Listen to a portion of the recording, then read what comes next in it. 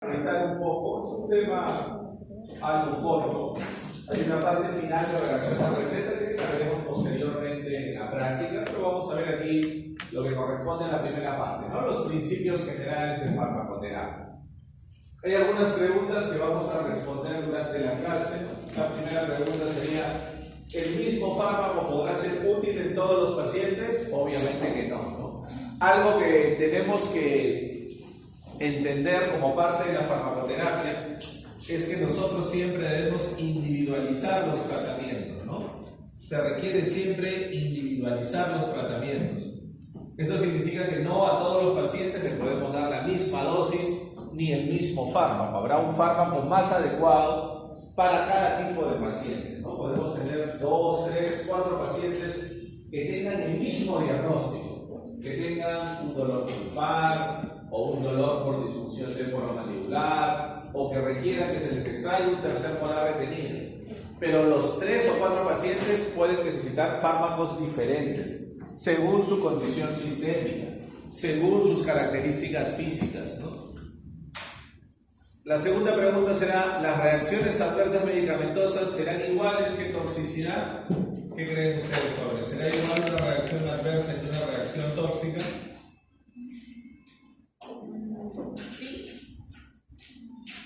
¿Sí? ¿No? ¿Qué creen ustedes? ¿Será lo mismo una reacción adversa que una reacción tóxica?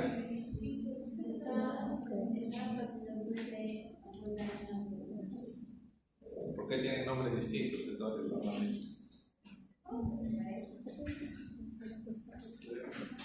¿Será lo mismo, señorita? ¿Qué cree usted? ¿Una reacción adversa que una reacción tóxica? Señorita, ¿qué opina usted? ¿Será lo mismo una reacción adversa que una reacción tóxica? No son lo mismo, ¿no? Recordemos que una reacción adversa medicamentosa, ¿no? Recordemos que RAMS son reacciones adversas medicamentosas. Salud. Una reacción adversa es un efecto indeseado, pero que se produce en las dosis usuales de un fármaco. Esto es una reacción adversa. Un efecto indeseado que se produce en las dosis usuales de un fármaco. Por ejemplo, ¿no? Viene a consulta un paciente con una pulpitis irreversible, una molar mandibular, y el odontólogo le receta naproxeno.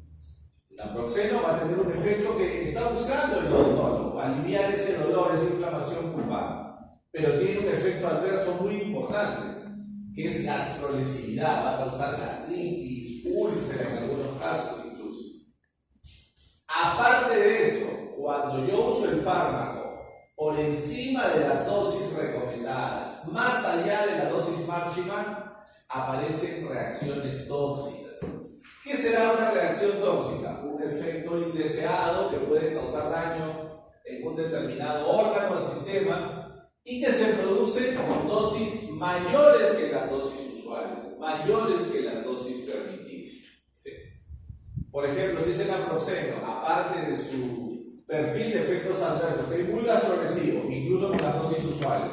Si ese naproxeno lo tomamos más allá de las dosis que corresponde al día, el naproxeno debe ser cada 12 horas, o sea, máximo 2 dosificaciones al día, 2 tabletas al día.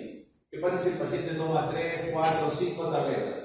Aparece otro problema, que es la nefrotoxicidad, daño a nivel renal. Entonces, esa es la diferencia, ¿no? Las reacciones adversas se producen en las dosis usuales que se administra un fármaco, mientras que la toxicidad se produce cuando empleamos dosis mayores que las permitidas. ¿Sí?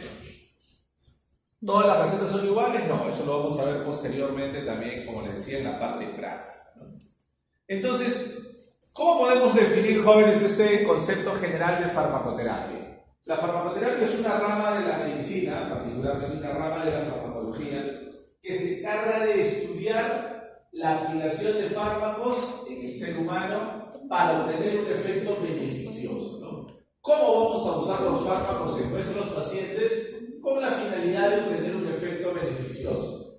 Puede ser prevenir, puede ser curar una enfermedad o alterar voluntariamente una función normal, ¿no? Recuerden que hablamos mucho de alterar una función normal porque no solamente tratamos enfermedades, ¿no?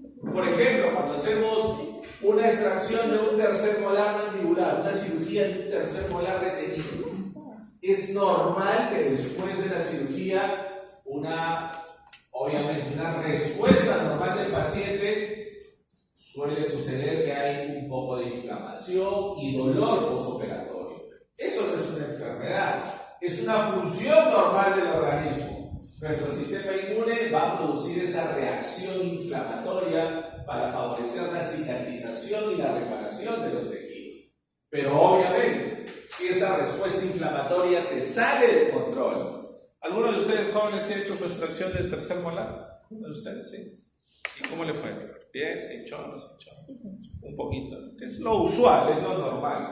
Obviamente, hasta cierto punto, pero si eso se sale de control, me causa una tumefacción muy grande, me causa trismus, no puedo abrir la boca, eso es incómodo para el paciente. Por eso me habla, tratar una enfermedad o alterar voluntariamente una función normal del organismo. Por ejemplo, siempre buscamos minimizar, llevar al mínimo la respuesta inflamatoria. Asimismo, la farmacoterapia correlaciona la farmacodinámica con la fisiopatología del cuadro que yo quiero tratar. ¿Qué significa? Que yo necesito conocer la fisiopatología, cómo se ha producido esa enfermedad, cómo se ha producido esa condición no deseada de salud. Por ejemplo, si yo quiero aliviar en mi paciente, digamos, un dolor por disfunción temporomandibular, yo tengo que entender cómo se produce esa disfunción temporomandibular, cuáles son los mecanismos que causan ese problema. Entenderé que hay una contracción de ciertos músculos, lo que causa limitación de la apertura bucal y dolor. Al entender esa fisiopatología, yo podré administrar un fármaco cuyo mecanismo de acción, recuerden, la farmacodinámica estudia el mecanismo de acción, podré usar, podré recetar, podré administrar un fármaco cuyo mecanismo de acción sea el más adecuado para tratar esa condición indeseada de salud. Si yo sé que en la disfunción temporomandibular hay dolor, hay un aumento en el tono de los músculos, lo que dificulta la apertura bucal, ¿qué tendré que utilizar para tratar esa condición?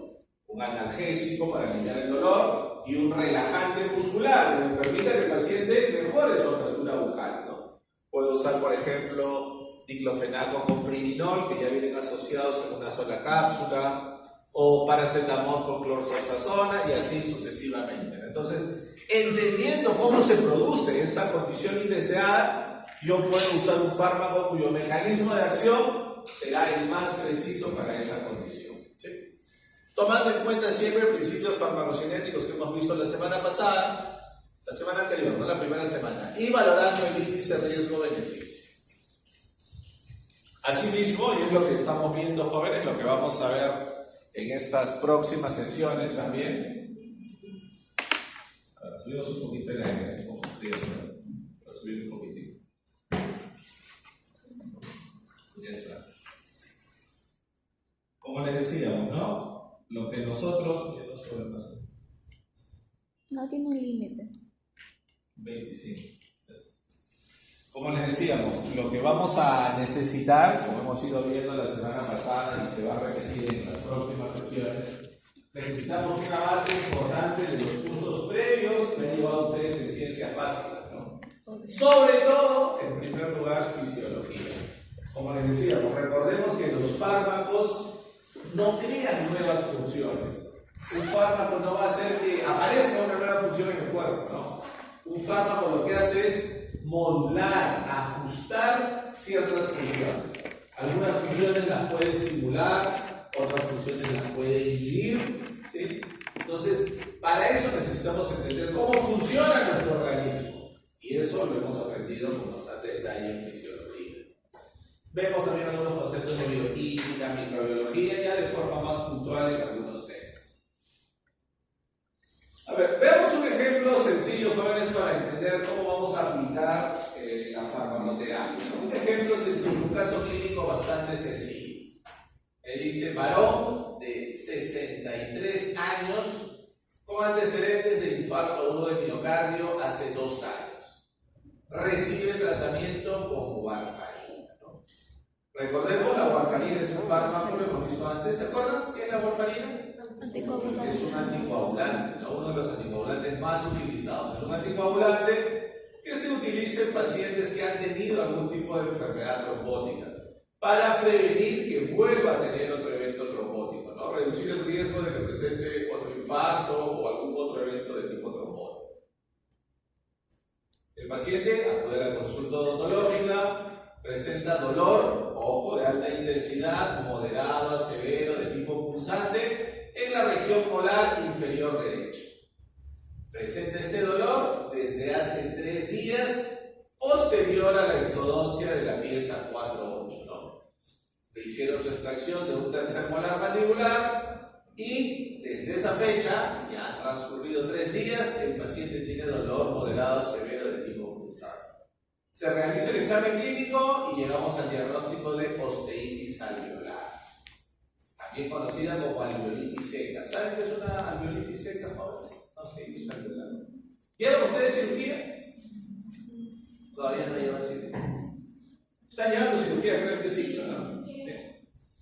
A ver, ¿qué será la osteitis alveolar? Imagínense ustedes, ¿cuánto creen ustedes que debe demorar realizar una exodoncia simple, realizar la extracción de una pieza dentaria, una molar mandibular, por ejemplo? ¿Cuánto creen que debe demorar en promedio? 40 minutos. Una exodoncia simple, una pieza, digamos, un primer molar que tuvo una caries extensa y se fracturó. De 30 a 40 minutos. 30, 40 minutos. 20. ¿Sí? Tan rápido. Si yo cuento desde que coloco el anestésico local, sí podría ser 10 o 15 minutos. Pero desde que coloco yo el anestésico local, vamos a ver luego, para un bloqueo troncular, yo primero coloco el anestésico local y yo debo esperar por lo menos 5 a 7 minutos que haga efecto el fármaco. Que el anestésico local haga efecto para que esté bloqueado el dolor. Recién ahí, yo empiezo a hacer mi procedimiento. Una exodoncia simple normalmente no dura más de 3 o 5 minutos. Una exodoncia simple, ¿no? Ya van a ver ustedes. ¿Han visto algo de cómo se hace una exodoncia? Menos en teoría. ¿Han visto? ¿Cómo se hace? ¿Qué es lo primero que hacemos para hacer una exodoncia? Aparte de poner anestesia local. Luxar, ya. Primero hay que separar el tejido blando, ¿no? Hay que separar la encía con un elevador recto. Separamos la encía, luxamos la pieza, cogemos con el forceps y hacemos la extracción, ¿no? Por eso digo, todo ese proceso en una exodoncia simple dura entre 3 a 5 minutos, no más de 5 minutos para que sea una exodoncia simple. Muy distinto a lo que es una cirugía de una pieza retenida. Si es una pieza retenida, sí puede durar 20, 25, 30 minutos. Entonces imagínense que esto es una exodoncia simple, pero esa exodoncia simple se complicó. Quisimos extraer la pieza se rompió, hacíamos más presión, más fuerza, no salía la pieza, tuvimos que hacer, ¿no?, la exodoncia de raíz por raíz, y de verdad eso que era simple, al final terminó demorándose 40 minutos o hasta 1 hora. ¿Qué pasa cuando hacemos una exodoncia muy traumática, muy prolongada, cuando traumatizamos mucho los tejidos? Una complicación posterior que sucede a eso es la osteitis alveolar. ¿En qué consiste la osteitis alveolar? Terminamos la cirugía, tenemos el alveolo vacío, se forma el coágulo, pero debido a que ese procedimiento ha sido muy traumático, se activan una serie de mediadores bioquímicos, particularmente el plasminógeno se convierte en plasmina, y la plasmina disuelve el coágulo se queda vacío. El alveolo, ¿no?, se disolvió por completo el coágulo y el alveolo se queda vacío. ¿Qué pasará, jóvenes, si el alveolo se queda vacío? Hemorragia. Se queda vacío, no hay sangre, ¿no? El coágulo se disolvió, el alveolo se queda vacío. Imagínense, si el alveolo se queda vacío, el hueso alveolar se queda vacío, ¿qué pasará con ese hueso alveolar? Obviamente, las bacterias propias de la cavidad oral rápidamente van a empezar a colonizar ese hueso alveolar, se va a inflamar el hueso alveolar, por eso el nombre es osteitis alveolar, porque la pared del hueso alveolar se va a inflamar y eso causa un dolor intenso, muy intenso, ¿no? El paciente habla y le duele, toma algo frío y le duele, toma cualquier estímulo le causa un dolor en ese rango, un dolor de moderado a severo. Entonces, suele ser la osteitis alveolar una complicación más o menos frecuente Cuando colocamos una cantidad muy grande de anestésico local con vasoconstrictor, o cuando el tiempo de la cirugía es muy prolongado, etcétera, etcétera, ¿no? Entonces, ese problema tiene el paciente. Su alveolo se quedó vacío, el coágulo se disolvió y el alveolo se quedó vacío. Eso le genera un dolor de alta intensidad. ¿Cuál será el tratamiento más adecuado? Para entender un poquito lo de farmacoterapia, ¿no? La pieza 48. Tenemos tres opciones para poder ver cuáles son las opciones más adecuadas en este caso, ¿no? Pero bueno, la primera es ibuprofeno de 400 miligramos cada 8 horas por 5 días. La segunda es ketorolaco de 10 miligramos cada 8 horas, también durante 5 días. Y la quinta es diclofenaco con codeína de 50 miligramos ambos, producto que viene asociado, cada 8 horas también durante 5 días, ¿no? La pregunta es, tenemos que ir analizando lo que les decía, ¿no? Tenemos que escoger lo que sea más adecuado para este paciente. A ver, solo para tener una visión general, porque esos son temas que vamos a ir viendo también luego con detalle más adelante, ¿no? Por ejemplo, si vemos la primera opción, a ver, vemos ibuprofeno. Ibuprofeno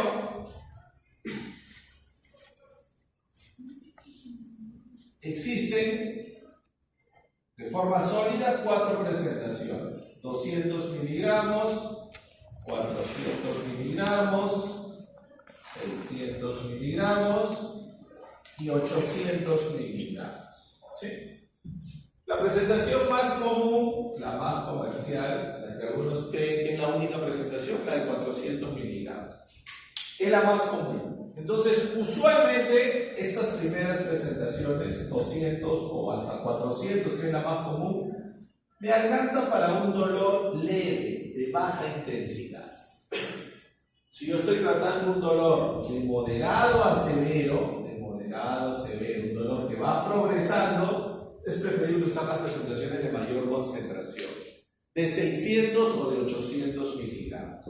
Entonces, ibuprofeno de 400 miligramos para un caso de un dolor moderado a severo, ¿no servirá? ¿Será una buena opción? Definitivamente no, ¿no? Quizás una buena alternativa podría haber sido ibuprofeno, pero en las dosis más altas, 600 u 800 miligramos. Como la presentación de 400, que es la más comercial, no nos sirve, no nos va a ser de utilidad para este caso. Vemos la segunda opción, me habla de ketorolaco de 10 miligramos cada 8 horas, ¿no? Primer error, y es algo que debemos ir acostumbrándonos, como les decía la semana inicial, la primera semana que vimos farmacocinética. No, o mejor dicho, sí, saquémonos de la cabeza que todos los fármacos se usan cada 8 horas. No es así. Si bien es cierto, la gran mayoría se usa cada 8 horas, hay algunos fármacos que tienen que ser cada 4 horas, algunos cada 6 horas, la gran mayoría cada 8 horas, pero también otros cada 12 o cada 24 horas. Por ejemplo, ketorolaco tiene un tiempo de vida media corto. Ketorolaco se debe usar cada 4 o cada 6 horas, porque tiene un tiempo de vida media muy corto. Entonces, cada 8 horas no es correcto. Farmacocinéticamente su intervalo no es correcto. Y además, ketorolaco es un AINE que entre sus efectos adversos va a inhibir la agregación plaquetaria. Inhibe la agregación plaquetaria. Es buen analgésico, alivia el dolor, pero inhibe la agregación plaquetaria. Si yo tengo el coágulo que se disolvió y salió del alveolo, el alveolo lo tengo vacío, yo necesito que se forme un nuevo coágulo para que ese tejido se repare. Si le administro un fármaco al paciente que tiene acción antiagregante plaquetaria, ¿se podrá formar un nuevo coágulo? Obviamente que no. Entonces, tampoco ketorolaco es una buena alternativa. Además que ketorolaco tampoco tiene buena acción antiinflamatoria. Y recuerden que estamos frente a una osteitis alveolar. Necesitamos acción analgésica y antiinflamatoria. Acá sí, esta última opción sería más adecuada, porque tenemos una opción de un AINE combinado con un opioide. El diclofenaco como AINE es analgésico y antiinflamatorio. Buena actividad antiinflamatoria, porque nos sirve para esa osteitis alveolar. Y la codeína es un analgésico opioide que actúa en el sistema nervioso central. Hay un efecto, ¿se acuerdan lo que vimos la semana pasada? ¿Se acuerdan lo que vimos la semana pasada? ¿Cómo se llama cuando usamos dos fármacos que tienen efecto en el mismo sentido pero con diferente mecanismo de acción? ¿Se acuerdan cómo se llama?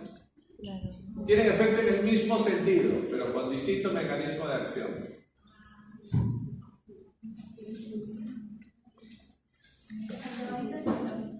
Si tienen efecto en el mismo sentido, ¿será antagonista?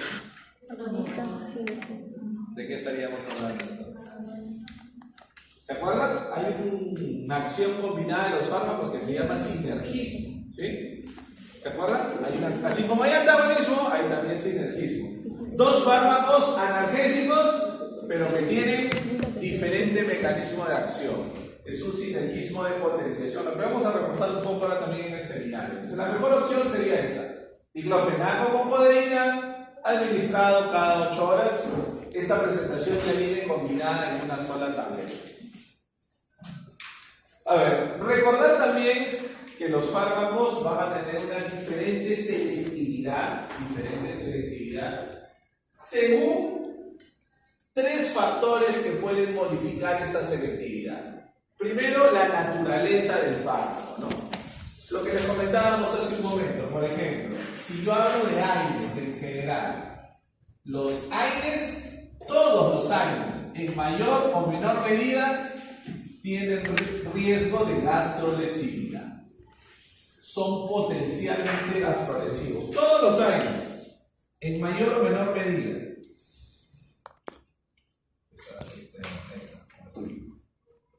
Todos los AINES, como les decíamos, jóvenes, tienen riesgo de gastrolesividad, en mayor o menor medida, todos. Pero obviamente no todos tienen el mismo riesgo. Por ejemplo, tenemos algunos AINES que tienen alto riesgo de gastrolesividad. Por ejemplo, los que hemos mencionado hace un momento: naproxeno y ketorolaco. Son los más peligrosos, los que tienen el mayor riesgo de gastrolesividad. Asimismo, dentro de los AINES, tenemos otro grupo que tiene un moderado riesgo de gastrolesividad. Por ejemplo, flurbiprofeno. Por ejemplo, hemos visto también hace un momento, ibuprofeno, tendrán moderado riesgo de gastrolesividad. Y también tenemos algunos que tienen bajo riesgo de gastrolesividad. Por ejemplo, diclofenaco y por ejemplo, meloxicam. Solo por mencionar algunos, ¿no? Los por ahí más representativos de cada una de estas características. Entonces, importante, todos los AINES son gastrolesivos, todos. Algunos tienen alto riesgo, otros moderado riesgo y otros bajo riesgo. ¿Por qué? Porque depende de la naturaleza del fármaco, de la característica intrínseca que tiene cada uno de los fármacos. Dependerá también de la dosis administrada. Obviamente, a mayor dosis, menor selectividad. Hay una reacción inversa. Si bien es cierto, hay algunos casos donde yo necesito usar las dosis más altas. Por ejemplo, cuando hablamos de ibuprofeno, 600 u 800. Al usar las dosis más altas, yo consigo un mejor efecto, alivio mejor el dolor en mi paciente, pero va perdiendo selectividad el fármaco. Y al perder selectividad, hay una mayor posibilidad de que se presente un efecto adverso. Entonces, recordar, la dosis tiene una relación inversa con la selectividad. A mayor dosis, menor selectividad. ¿Sí? Y obviamente también las características particulares de cada paciente, ¿no? Imagínense, jóvenes, que yo administro un AINE de riesgo moderado. Ibuprofeno, por ejemplo, que nos va a servir en muchas condiciones. Yo utilizo un AINE de riesgo moderado. Por un lado, lo utilizo en un paciente así como usted, ¿no? Un adulto joven sano. Le hacemos su extracción del tercer molar y yo le indico ibuprofeno 800 miligramos cada 8 horas por 5 días. Me voy a la dosis máxima. 800 miligramos cada 8 horas por 5 días. Por otro lado, otro paciente, que es un adulto mayor, viene con una pulpitis irreversible y yo le receto lo mismo. Ibuprofeno, 800 miligramos cada 8 horas. ¿En cuál de los dos creen que habrá más posibilidad de que se presente un efecto adverso? ¿En el joven o en el adulto mayor? Obviamente en el adulto mayor, ¿no? Porque el adulto mayor, por su propia condición de adulto mayor, va a tener mayor posibilidad de efectos adversos en el tracto digestivo. Algunas funciones de su organismo ya están disminuyendo, que es algo propio del envejecimiento. Entonces, depende también de las características particulares de cada paciente, ¿sí? Esto nos lleva a la siguiente secuencia, ¿no? Hay una dosis que yo voy a analizar. Cuando nosotros vemos un paciente, yo le pregunto al paciente qué tipo de dolor tiene, cuánto tiempo de enfermedad, si el dolor es hace un día, 2 días, 3 días. Evaluaré hasta dónde está comprometida esa pieza dentaria, ese tejido óseo, lo que tengamos que evaluar. Yo le receto una determinada dosis. Yo debo asegurarme, en mi receta debo colocar todos los datos específicos para que la dosis que yo le receto realmente sea la dosis que el paciente se va a administrar. Hay algo que se llama especialidad farmacéutica. La especialidad farmacéutica es el detalle de todo el fármaco. Si viene de 100, de 200, de 400, de 500 miligramos, si viene en cápsulas, si viene en tabletas, todo el detalle específico yo lo debo consignar en mi receta, para que lo que yo le quiero dar al paciente realmente sea lo que el paciente se va a administrar. De esa dosis que el paciente se administre, de esa dosis que recibe el paciente, dependerá la cantidad de fármaco que ingrese a la circulación. Y de la cantidad de fármaco que ingresa a la circulación, dependerá la cantidad de fármaco que se distribuye hacia los tejidos. Recordemos, a mayor cantidad de fármaco en la circulación, podremos conseguir una mayor cantidad de fármaco que se distribuya a los tejidos. ¿Ok? Si hay mayor cantidad de fármaco en los tejidos, habrá mayor intensidad del efecto. Entonces, aquí hablamos de una relación directa. Aquí sí una relación directa entre dosis e intensidad del efecto. A mayor dosis, mayor intensidad del efecto. A mayor dosis, mayor intensidad del efecto. Todo fármaco tiene una dosis máxima, sin excedernos de la dosis máxima, pero recordemos eso. A mayor dosis, mayor cantidad de fármaco que llega a la circulación, por lo tanto mayor cantidad de fármaco se distribuirá hacia los tejidos y por lo tanto el efecto que yo deseo será más intenso. Algo también que debemos hacer siempre, como les decíamos, individualizar el tratamiento. No usar un mismo antibiótico, un mismo analgésico para todos los pacientes, sino ajustar el régimen posológico, es decir, la dosis, el intervalo que le voy a dar a mi paciente, según las características farmacocinéticas del fármaco que yo le voy a recetar. Y también tomando en cuenta las características de cada paciente. Veamos un ejemplo muy sencillo para entender esto último, ¿no? Veamos, tenemos acá un paciente varón de 59 años con diagnóstico de síndrome metabólico, ¿no? El paciente tiene hipertensión, tiene obesidad y tiene diabetes mellitus tipo 2. Se encuentra en tratamiento con captopril, un antihipertensivo, captopril 25 miligramos cada 12 horas, metformina, que es un hipoglicemiante oral, 850 miligramos cada 8 horas, y por el riesgo cardiovascular, al tener estas 3 enfermedades, recibe aspirina de 100 miligramos, una vez al día.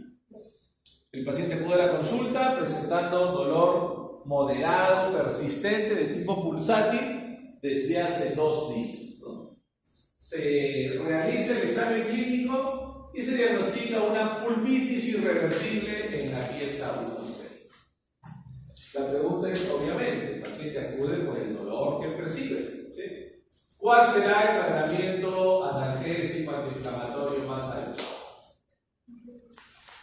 A ver, recordemos, lo importante, es un paciente sistémico. Ya está recibiendo 3 fármacos con esquemas distintos. Uno cada 24 horas, otro cada 8 horas, otro cada 12 horas. Tenemos 3 opciones. La primera me dice ketorolaco 10 miligramos cada 8 horas durante 3 días. La segunda me dice clonixinato de lisina 125 miligramos cada 8 horas por 3 días. Y la tercera me dice velocidad 15 miligramos cada 24 horas durante 3 días. A ver, desde el aspecto más básico, jóvenes, de lo que acabamos de ver, es un paciente técnicamente todavía joven, porque adulto mayor recién es a partir de los 60 años, el paciente tiene 59 años, todavía no llega a ser adulto mayor, pero tiene 3 enfermedades sistémicas. Toma un medicamento cada 12 horas, otro cada 8 horas, otro cada 24 horas. 3 fármacos distintos durante el día. Si yo solamente me fijo en el intervalo, ¿qué me convendría más para ese paciente? ¿Darle un fármaco de cada 6 horas, cada 8 horas o cada 24 horas? ¿Qué me convendría más? Obviamente sería más práctico un fármaco que se puede administrar una sola vez al día. ¿Por qué será más práctico un fármaco de una sola vez al día?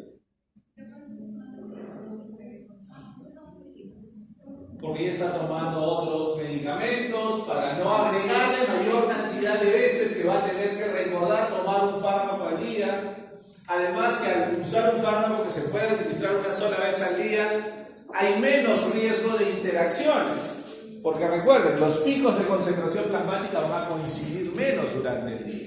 Si yo uso un fármaco que se puede usar una vez al día, vamos a tener un solo pico de concentración, menos riesgo de que interactúen con los otros fármacos que se administran en diferentes esquemas. Veamos uno por uno. Ketorolaco decíamos, buen analgésico, pero pobre acción antiinflamatoria, no tiene buen efecto antiinflamatorio. ¿Me servirá para una pulpitis? No, obviamente que no. Además del esquema que dijimos, tiempo de vida media corto, cuando se usaba ketorolaco en el siglo pasado, se usaba cada 4 o cada 6 horas. O sea, por ningún lado es una buena opción. Descartado ese primer esquema. Segundo tratamiento potencial, segunda opción. Clonixinato de lisina es un AINE, pero que no tiene la capacidad de ingresar al tejido inflamado. Causa efecto analgésico, pero no tiene acción antiinflamatoria. Tiene 0 efecto antiinflamatorio. ¿Me servirá para una pulpitis irreversible? Tampoco. Además de también, en este caso igual como en el caso anterior, su corto tiempo de vida media. El clonixinato de lisina solamente dura entre 4 a 6 horas. Entonces tampoco será una buena opción. ¿Cuál será la mejor opción? Meloxicam. Un aire que sí tiene buen efecto analgésico, buen efecto antiinflamatorio, lo que nos va a servir primariamente en una pulpitis, y se administra una sola vez al día, facilitando mucho el cumplimiento de nuestro paciente. A ver, pasamos a otro concepto, jóvenes, que es el concepto de farmacovigilancia, ¿no? ¿Qué será la farmacovigilancia? ¿Qué será la farmacovigilancia? La farmacovigilancia es una obligación que tenemos todos los profesionales que estamos relacionados a la prescripción de fármacos. ¿Cuál es esa obligación? Que nosotros debemos evaluar, como dice el nombre, debemos vigilar los potenciales efectos adversos que se pueden presentar en un fármaco y que no han sido detectados antes de que el fármaco sea aprobado. Como ustedes saben, y lo vamos a ver ahora con detalle, para que un fármaco sea aprobado, necesita pasar por una serie de estudios. Primero estudios en animales, luego estudios clínicos, fase 1, fase 2, fase 3, y recién después de todo eso, el fármaco sale a comercializarse a nivel mundial. Entonces, hay muchos efectos adversos cuando tienen una baja frecuencia, menos de 1 en 1000 pacientes, que lamentablemente no pueden ser detectados en esa fase previa de estudio. Recién cuando el fármaco se está comercializando a nivel mundial, recién aparecen esos efectos adversos. De eso se encarga la vigilancia, de identificar esos efectos adversos y reportar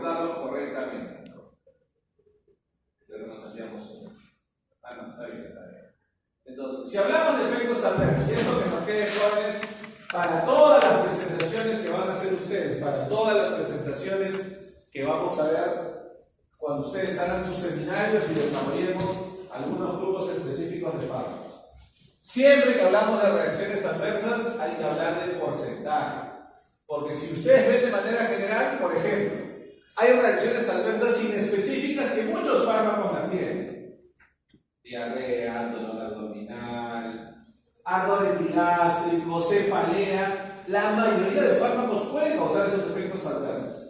Pero para algunos fármacos es muy frecuente, para otros es poco frecuente, para otros es raro o muy raro. Entonces, siempre que hagamos referencia en una exposición a un efecto adverso, este fármaco X causa diarrea. Ya, ¿pero en qué porcentaje? 15%, 20%, 5%, 1%, siempre hay que hacer referencia al porcentaje. Y eso nos permite hacer esta clasificación. Si un efecto adverso es muy frecuente, significa que se presenta en más del 10% de pacientes. De 10% a más de pacientes.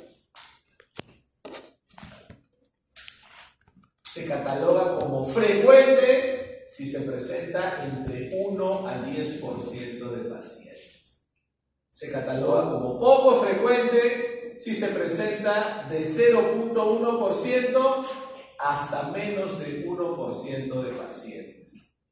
Se cataloga como una RAM rara, un efecto adverso raro, si se presenta de 0.01% de pacientes hasta menos de 0.1%. Y se cataloga como un efecto adverso muy raro si se presenta en menos de 0.01% de pacientes, ¿no? Lo ideal es que la mayoría de efectos adversos de un fármaco estén en este rango. Raros o muy raros, para que la posibilidad de que se presente sea muy baja, ¿no? Pero veamos si nos estamos entendiendo, ¿no? Veamos si nos estamos entendiendo.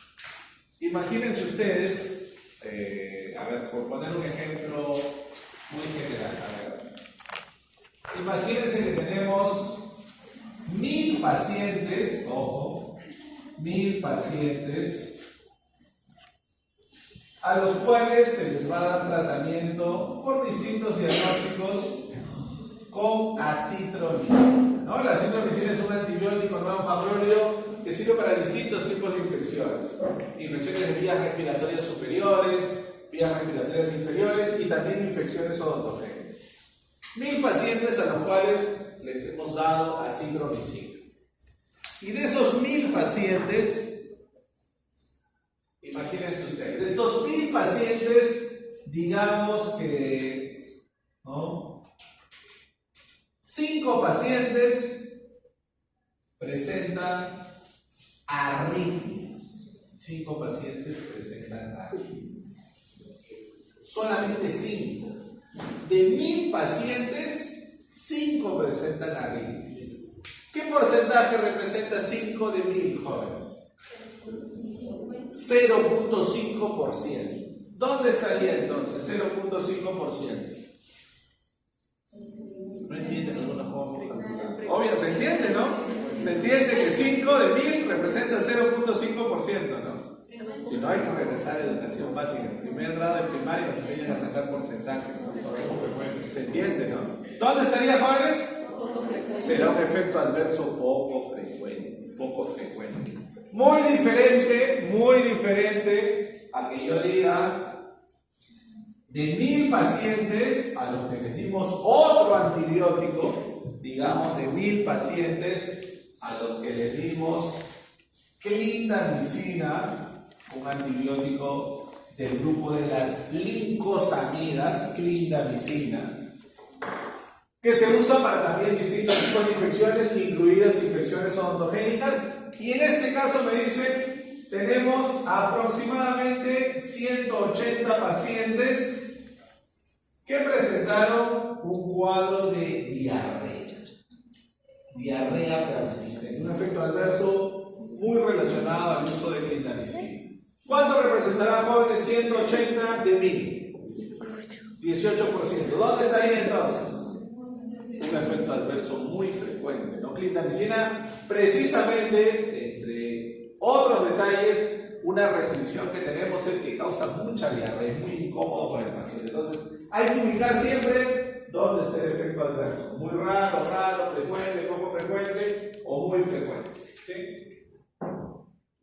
Lo que les decía, ¿no? La farmacovigilancia es una obligación que tenemos todos los que prescribimos fármacos, todos los profesionales de la salud, de poder identificar esos efectos adversos que no han podido ser detectados cuando el fármaco se ha estado estudiando antes de comercializarse. ¿Quiénes podemos recetar fármacos, jóvenes? De todos los profesionales de la salud, ¿quiénes podemos recetar fármacos? ¿Ah? ¿Quiénes podemos recetar fármacos? Los médicos, nosotros, odontólogos, farmacéuticos no pueden recetar fármacos, recetar. Los psiquiatras son médicos, lo mismo nos dijeron ayer en el grupo de vida. Obviamente los psiquiatras son médicos, no confundir con los psicólogos que no pueden recetar fármacos. Los psiquiatras sí, pero los psiquiatras son médicos, es como que me digan los odontólogos y también los endodoncistas y también los implantólogos, todos somos odontólogos. Los médicos, odontólogos y quién más. ¿Alguien más puede recetar fármacos? No, tampoco. Ojo que en otros países sí, en otros países los enfermeros pueden recetar fármacos, por ejemplo, para el tratamiento de la anemia y algunas cosas relacionadas con el primer nivel de atención. Pero acá no, acá son los médicos, odontólogos y qué más. Nos falta un grupo. Veterinarios. No estamos hablando de seres humanos. Obstetrices, ¿no? Obstetrices. Médicos, odontólogos y obstetrices. Pero, por ejemplo, un médico, dependiendo de su especialidad, un médico puede atender pacientes niños, pacientes jóvenes, pacientes adultos mayores, varones, mujeres. Un odontólogo también, dependiendo de su especialidad, puede atender pacientes niños, pacientes jóvenes, adultos mayores, varones, mujeres. Una obstetriz atenderá el mismo ámbito de pacientes. ¿Qué tiene una obstetriz? Mujeres, usualmente en edad reproductiva, relacionado a salud reproductiva en general, ¿no? Entonces, también las obstetrices, pero en un ámbito más restringido. Entonces, los primeros que tenemos la obligación somos los que recetamos fármacos, médicos, odontólogos y obstetrices. Y secundariamente también el personal que apoyen la administración de fármacos. Ahí están enfermeros, químicos farmacéuticos y todos los demás, incluso los técnicos de enfermería. Existen algunos fármacos que debido a que se reportaron efectos adversos graves, tuvieron que ser retirados del mercado. ¿Se acuerdan de este fármaco, jóvenes? Sí. ¿Qué cosa será focomelia, melomelia?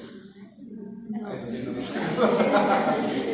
¿Se acuerdan? La talidomida es un fármaco que fue muy popular allá por la década de los 60 del siglo pasado, porque muchas mujeres gestantes, ¿no? Todos ustedes son muy jóvenes, bueno, de repente alguien es mamá, no lo sé, pero cuando vayan a ser mamás de repente verán eso, o han visto quizás en alguna hermana, algún familiar. ¿Qué pasa o qué efecto adverso se presenta usualmente en la primera mitad del embarazo? Náuseas, ¿no? Mareos.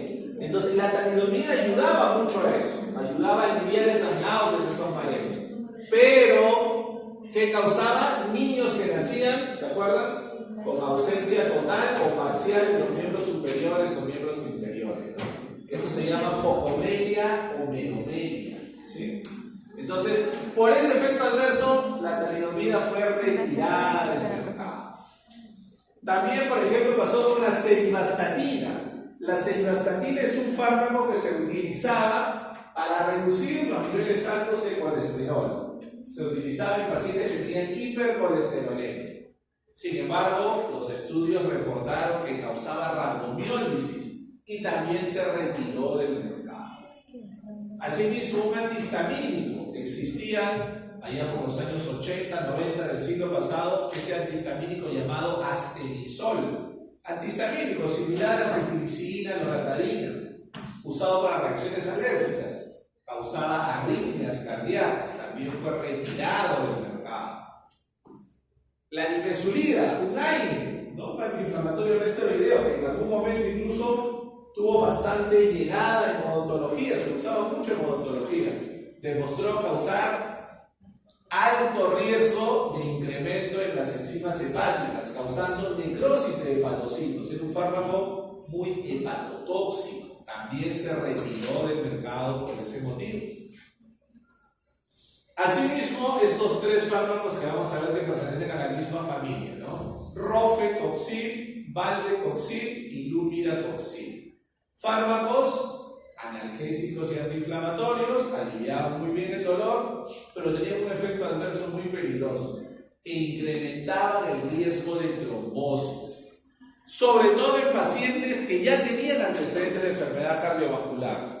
Si por ejemplo teníamos un paciente hipertenso, diabético, obeso, y que tenía algún cuadro de dolor e inflamación, le daban rofecoxib, le aliviaba adecuadamente el dolor e inflamación, pero ¿qué causaba? Aumentar el riesgo de trombosis, de que presente un infarto, un accidente cerebrovascular, una trombosis venosa profunda, etc. Entonces, tuvieron estos fármacos que ser retirados del mercado.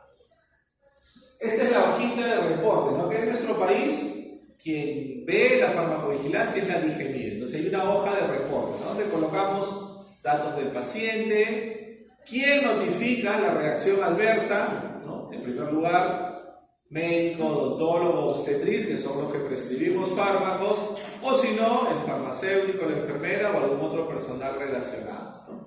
Sus datos específicos, se colocan los datos también del medicamento, el nombre como nombre genérico o nombre comercial, qué laboratorio produjo ese fármaco, cuál es su lote, en qué dosis se administró, por qué vía, cuándo inició y cuándo terminó ese tratamiento, ¿no?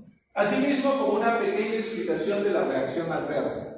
Cuándo se inició, cuándo finalizó y cuál fue la evolución. Si el paciente superó el efecto, si no lo superó, si continúa o incluso si tuvo un desenlace fatal, ¿no? A ver, esto es muy importante, jóvenes, para terminar esta sesión de hoy, porque nos ayuda a entender lo que les decía.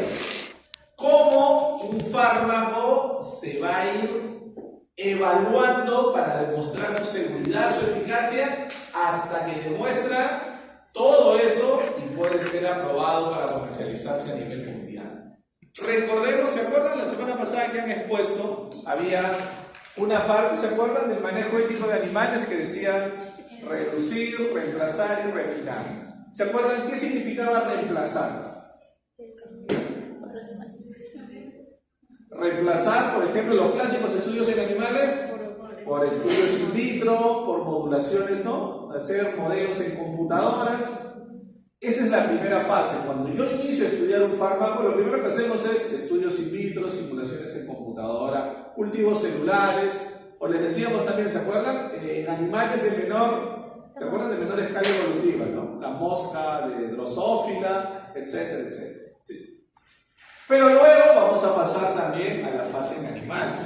No puede existir investigación en fármacos si no hacemos pruebas en animales, ¿no? Entonces, esta fase de estudio en animales se conoce como fase cero de la investigación, porque es la fase básica de donde ya parte la investigación propiamente dicha.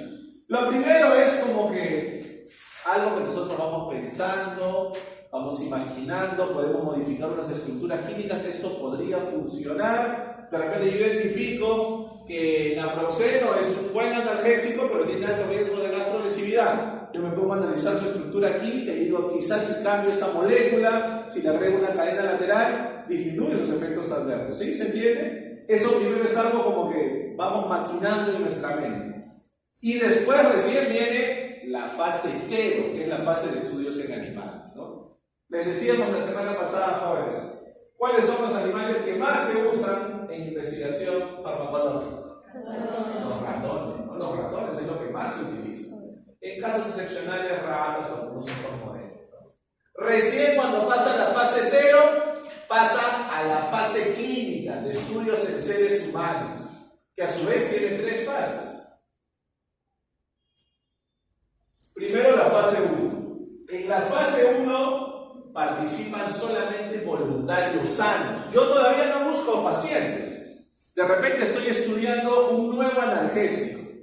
En la fase 1 no voy a buscar pacientes, busco personas así como ustedes, adultos jóvenes sanos, voluntarios sanos, porque en esta primera fase lo que yo quiero probar es la seguridad y la farmacocinética. Se administra el fármaco a ese voluntario sano y se evalúa sus parámetros farmacocinéticos, cómo se libera, cómo se absorbe, cómo se distribuye, cuáles son las concentraciones que alcanza y cómo se le transforma y elimina. Primera fase, solo voluntarios sanos. Luego viene la segunda fase, donde ya buscamos pacientes. Si estoy estudiando un analgésico, buscaré pacientes que tengan dolor para probar primero el analgésico en esos pacientes. Como ven, todavía un grupo pequeño. ¿Sí? Pasa la segunda fase, vamos a la tercera fase. En la tercera fase probamos en un grupo más grande de pacientes, usualmente entre 1000 y 6000 pacientes, grupo grande. Y acá en la fase 3 realizamos lo que se conoce como estudios multicéntricos. ¿A qué les suena, jóvenes, esa palabrita de multicéntricos? ¿A qué nos suena esa palabra multicéntricos? Sin miedo. ¿A qué nos suena multicéntricos? Muchas personas. Muchas personas sí, pero algo más. Obviamente multi es mucho, ¿no? ¿Por qué serán multicéntricos, estudios multicéntricos? Señorita. Que se va a realizar en diferentes lugares, ¿no? En diferentes países del mundo. Podemos tener 500 pacientes en Perú, 500 pacientes en México, 500 pacientes en Canadá, 500 pacientes en España, 500 en Italia, 500 en Australia, 500 en Sudáfrica, etcétera, etcétera. ¿Por qué creen que será importante estudiar en diferentes realidades, en diferentes países? Para ver cómo el organismo, o sea, el comportamiento. Seremos iguales nosotros que un japonés, que un sudafricano, que un australiano. Nuestro organismo es distinto, no solamente somos externamente distintos. Nuestro sistema de absorción de fármacos, nuestra biotransformación hepática, el metabolismo hepático, todo es diferente. Entonces, por eso se estudia de manera multicéntrica. Recién cuando pasó las 3 fases, el fármaco se aprueba y sale a comercializarse a nivel mundial. Ahí viene la farmacovigilancia. Podemos decir que la farmacovigilancia es la fase 4 del estudio de fármacos. A diferencia de las demás fases que tienen una duración limitada, pueden durar 1 año, 2 años, 3 años, 4 años, hasta 5 años en algunos casos la fase 3, la farmacovigilancia no tiene una duración determinada. La farmacovigilancia va a durar todo el tiempo que el fármaco se esté comercializando. Lo mismo lo tenemos acá, ¿no? Recordad lo que les decíamos. Fase 1, pacientes sanos, voluntarios sanos. Grupo pequeño de pacientes. Fase 2, ya encontramos pacientes que tienen la condición que yo deseo evaluar. Pueden ser usualmente entre 200 hasta como máximo 500 pacientes. Fase 3, estudios multicéntricos. Y ya cuando el fármaco se aprueba, viene la farmacovigilancia, que es la fase 4. Para que nos hagamos una idea, jóvenes, para terminar, imagínense, se empiezan a estudiar químicamente una gran cantidad de moléculas que potencialmente podrían tener un efecto beneficioso para el paciente, entre 10.000 y 25.000. ¿Cuántas superan esa primera fase y pasan a estudios en animales? Solamente entre 10 a 20 moléculas, que se estudian en animales, principalmente en ratones. De esas 10 a 20 moléculas que iniciaron su estudio en animales, ¿cuántas superan la fase en animales y pasan a la fase clínica? Solamente 5 a 10. ¿Cuántas superan la fase 1? Entre 2 a 5. ¿Cuántas superan la fase 2? 2. ¿Cuántas superan la fase 3? De 10.000 a 25.000 moléculas que se empezaron a estudiar, al final de toda la secuencia de estudios, solamente vamos a probar una molécula, ¿no? ¿Por qué creen ustedes que un fármaco, cuando recién sale al mercado, un fármaco nuevo, que se ha sintetizado recientemente, ¿por qué será tan costoso en un primer momento? Porque la industria farmacéutica es mala, ¿no? Son el demonio, nos quiere quitar nuestro dinero, ¿no? Por eso son caros los remedios. Porque han gastado, ¿verdad? Porque tenemos que soportar todo ese gasto previo de investigación y estudios que se han realizado, ¿no? Entonces, Las cosas como deben ser, ¿no? Para tener claro por qué en un primer momento los fármacos son tan costosos, ¿no? Cuando el fármaco sale al mercado, solamente esa empresa lo puede comercializar por un periodo que varía entre 6 a 10 años, dependiendo del país y el fármaco que hagamos referencia. Lo que viene, jóvenes, lo vemos posteriormente en la práctica. Nos vemos